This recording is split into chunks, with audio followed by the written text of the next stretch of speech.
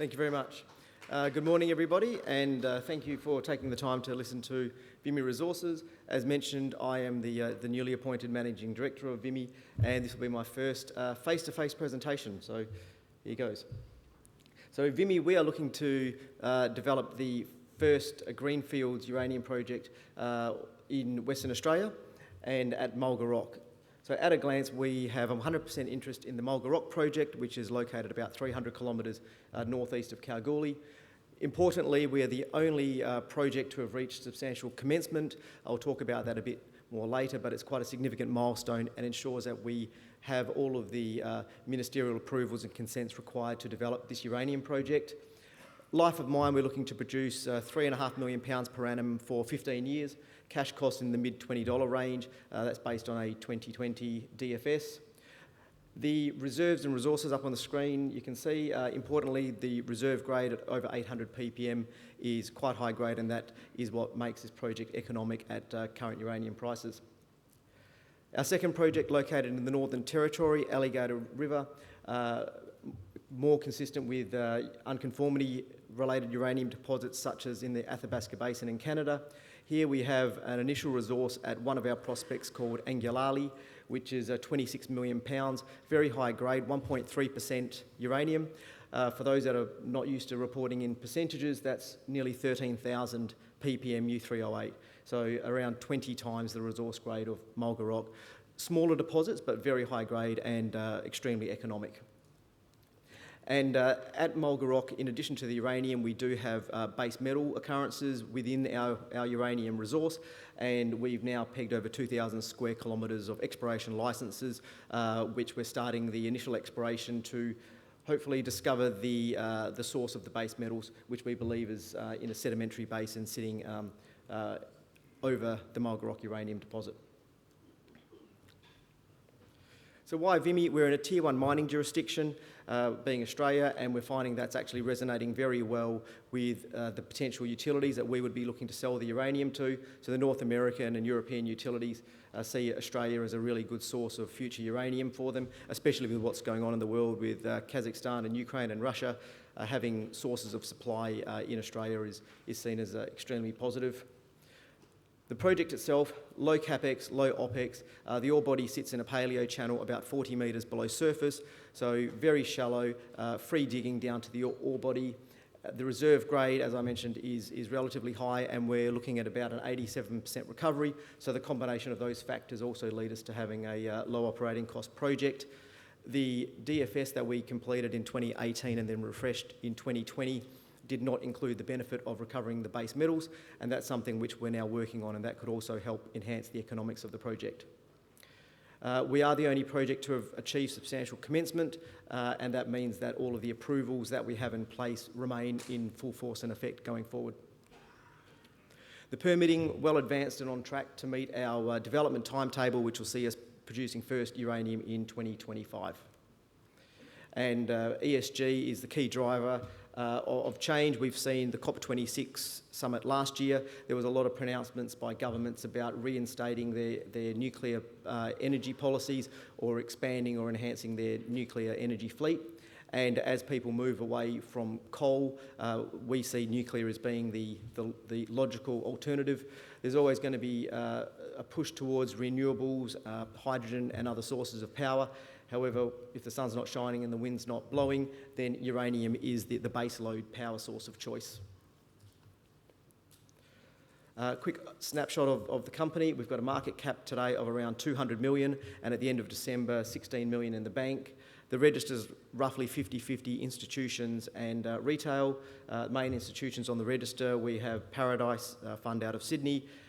FFI is Forest Family Investment, so Wyloo Metal sits there with just under 5%, and Lexband is a private investor out of Brisbane. There's been a lot of change at Vimy in the last 6 months at both the board and management level. So this is the slide that I've probably changed the most in the last 6 months. The people and positions in red have all been changes, new people to the company or changes of position in the last 6 months. Hopefully that's settled down now. The last two changes we announced was that Tony Chamberlain, who was the previous COO of the company up until 2019. He stayed on the board as a non-executive director for the last few years.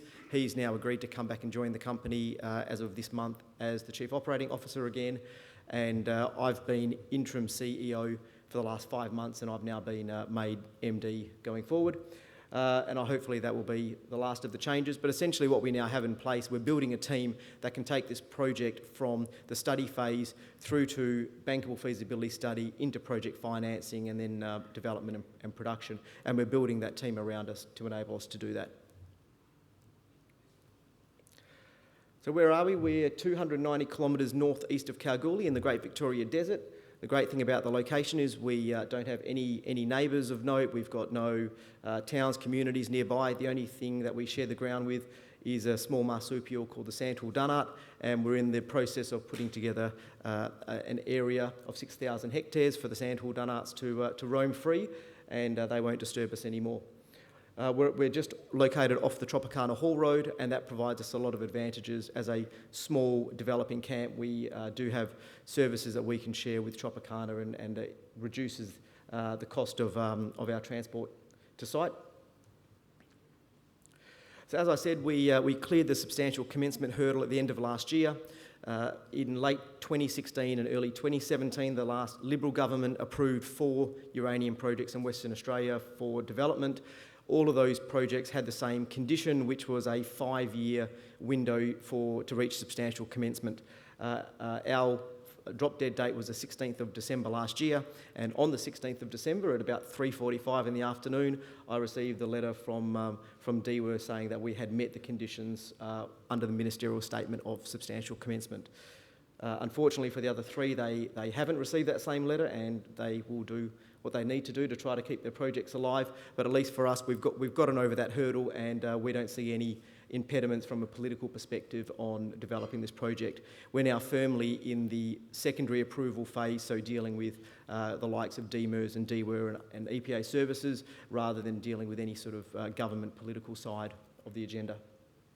But to achieve substantial commencement, it wasn't just putting up a fence and a sign saying "Welcome to MULGA Rock," although I think there is a sign saying "Welcome to MULGA Rock," but that wasn't what we needed to do.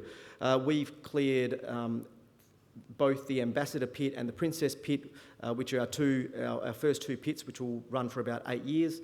So we've cleared all the topsoil, subsoil and vegetation from those pits. Late December, we received approval for our radiation management plan, which then enabled us to start breaking ground in earnest. And you can see in the top right, that was the first development of the in-pit ramp. That ramp's now down at about 5 metres below surface at Ambassador North. We've also cleared the area for our camp. The camp will have a permanent workforce of about 350 people, but during construction that'll be around 550, so we've got the camp area ready for that. And we've got a group on site called Polyline Pipe Systems, and they've got a unique or novel technology where for our pipeline to our water bore, we're about 32 kilometres from the water bore. Rather than bringing pipe to site, they bring the extruder to site, and what you can see there is them pumping out HDPE pipe on site in 200 to 300 metre continuous lengths. So these are some pictures just from the last couple of weeks. You can see the pit's now developing quite well. We're down to, I said, about 5 metres in the pit ramp. You can see the overburden landforms are starting to take shape, and PPS are there extruding pipe. I think they're producing about 500 to 600 metres a day of pipe, so we'll have that pipe completed within about a month or so. So things are developing quite rapidly on site, and as I said, we will be the first uranium mine in WA, and at the moment it looks like we'll be the only uranium mine. So these are some highlights from the DFS refresh completed in 2020. Now these numbers will be updated this year in our BFS, but the things that will remain the same, the 15-year life of mine at £3.5 million, and probably more importantly that all of the uranium coming out of MULGA Rock will be exported, and somewhere in the world there will be nuclear power plants generating carbon-free energy, and the energy produced from the MULGA Rock ore will offset roughly 70% of Western Australia's greenhouse gas emissions during that period of time. So unfortunately we won't see the benefit of that in Australia, but globally someone will benefit from it. So the last 3 years have been about project studies, DFS, DFS refresh, and then achieving substantial commencement. This year, the focus is turned to taking the project through to bankable feasibility study and then financing. So the aim for us is to complete the BFS by the third quarter of this year and then go into project financing. The good thing about having done 2 rounds of DFSs on the project is most of the technical work will carry straight through to the BFS, and there's only a few areas which we need to focus on this year. So clearly cost inflation has been significant in Western Australia in the last year or so. So we have to go back and complete the mining study and get our mining costs up to date.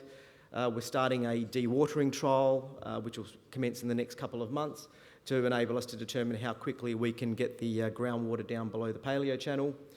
We're continuing to work away at the optimisation of the uranium extraction, and we're looking at different resin beads, and that can improve our recoveries.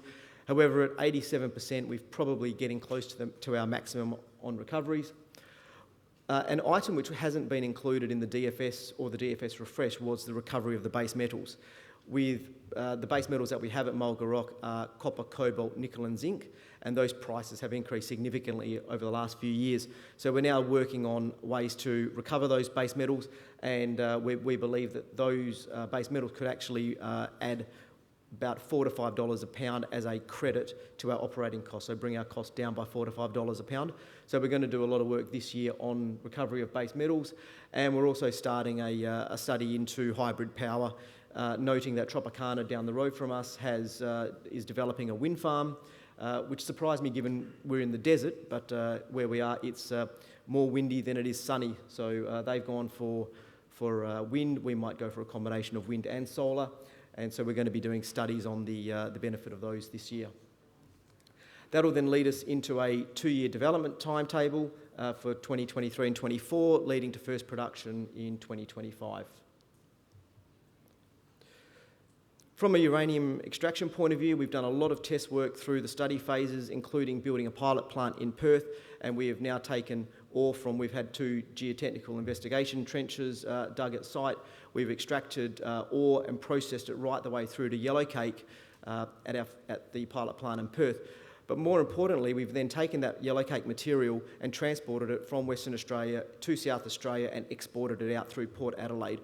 So we've demonstrated that the permits and approvals required to transport the radioactive material, we have gone through that process and received those approvals previously. So we're very confident that at a full mine scale stage, we'll be able to transport the material out through Port Adelaide without any difficulties. Our other project in the Northern Territory, I just want to spend a few minutes on this one.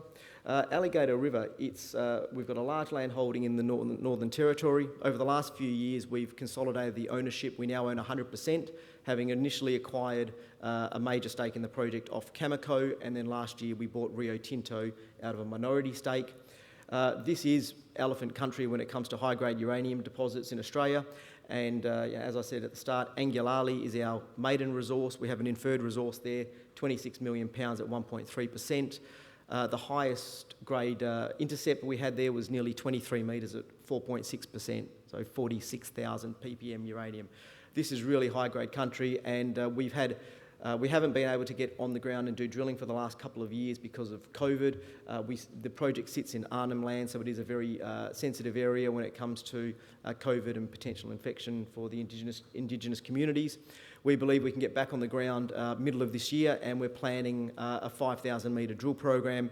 It'll be roughly 15 holes, 200 to 300 metre holes, and we're focusing on depth extensions at Angularli, strike extensions, but then also parallel structures. And the aim at Angularli over the next year is to get that resource up to over 50 million pounds and then go beyond that. We've got an exploration target there of 120 million pounds based on the known prospects we have there, and we're looking to develop those over the next couple of years. So just looking at why uranium, this chart was produced by the United Nations Economic Commission last year. You can see nuclear is at the very bottom left if I zoom in on that area. Greenhouse gas emissions, or in terms of grams of CO2 equivalent per kilowatt hour of electricity production, nuclear is down at less than 5 grams. the things that it will be replacing, being coal and possibly gas, sit at the far right at anywhere from 200 to over 1,000 grams of CO2 equivalent per kilowatt hour. So nuclear is far and away the best alternative to those other very high carbon emitting baseload power generating sources. And we've seen, especially over the last 6 months, a lot of government statements coming out of pro-uranium around the world and pro-nuclear, including just recently France building up their nuclear fleet again, Japan reinstating their nuclear fleet, and a lot of parts of Europe also reactivating their nuclear fleet. So the next 12 months for us is going to be very busy. We've got a lot of things that need to come together over 12 months to enable us to reach final investment decision by first quarter of next year. But bringing those all together, we believe that we'll be able to remain on track to be in production by 2025. Thank you very much.